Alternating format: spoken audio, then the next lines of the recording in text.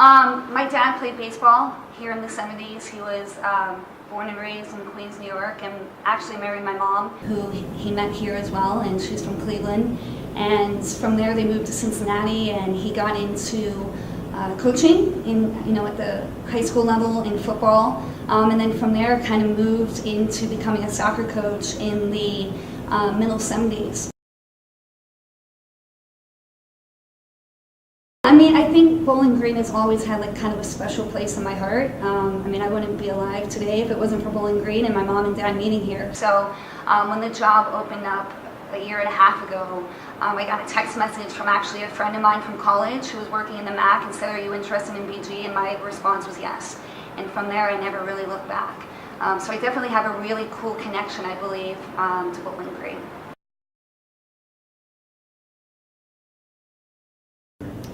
I think they were thrilled. And for me to be able to kind of move up in the coaching ranks, I was ready for a new challenge, and for it to be at a place where my dad was a college athlete and won a MAC championship. I know the MAC and I know BG because I worked at Toledo. They were definitely really excited for me to kind of be back on their old stomping grounds. Yeah, when I was coming out of high school, I had absolutely no interest in being in college athletics or athletics, period. From the moment I was born, my dad was coaching soccer, and then there was a couple of years, actually 8 years, where he was coaching 3 sports, in baseball, hockey, and soccer. So 3 seasons a year, I was getting dragged to hockey games, baseball games, soccer games. And so when I graduated high school, I wanted nothing to do with coaching.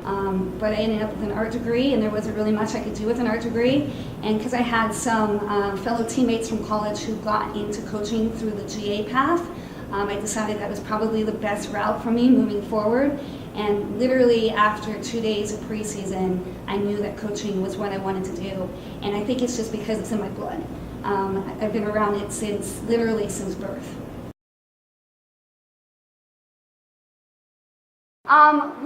We talk about the game a little bit. We actually talk a lot more about culture and discipline and work ethic and those types of things. My dad and I kind of see the game just a little bit differently, which is unique to soccer. There's different ways to look at the game.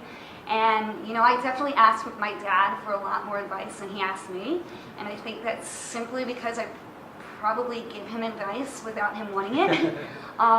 But it's really nice that through this rebuilding process at BG that I can call my dad, because he's a winner. He's won at absolutely every level that he's coached. So he really knows how to manage a team, manage personnel, and I think that's really what I take away the most, is he's my first point of contact whenever I have questions, and even more so to make sure I'm on the right track. He's still my dad, and I feel like I'm really lucky to have that support system at home.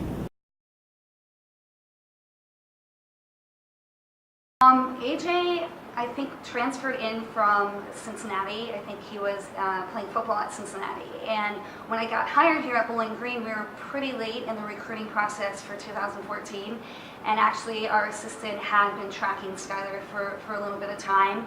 And she said, "Hey, there's this player we have to take a look at." And as soon as I saw the name, I'm like, wow, this is a pretty cool connection. And Skylar's actually the 3rd player I've coached in college who has a brother who has played for my dad. And in the recruiting process, we try and gauge support system, whether that's from mom and dad in the recruiting process, whether that is having siblings who play college soccer. Who's going to be their support system as they work through 4 years of college. So pair that with the fact that AJ's played for my dad, and my dad's not a tough person to play for. There's a bit of me, or a bit of my dad in me, so knowing that AJ would be a support system for Skylar as we work through this rebuilding process was really exciting for me.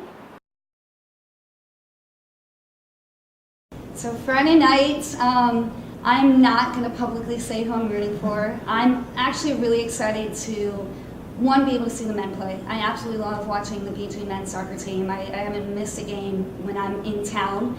And I don't get to see my dad's team play very often. So I'm really excited to be able to do that here on a Friday night. I don't want the game to end in a tie because I know my dad's competitive and wants to win, and I know Eric's competitive and wants to win, so I don't even actually want to see the game end in a tie. I just hope everyone kind of walks away healthy and we have a good soccer game on our hands.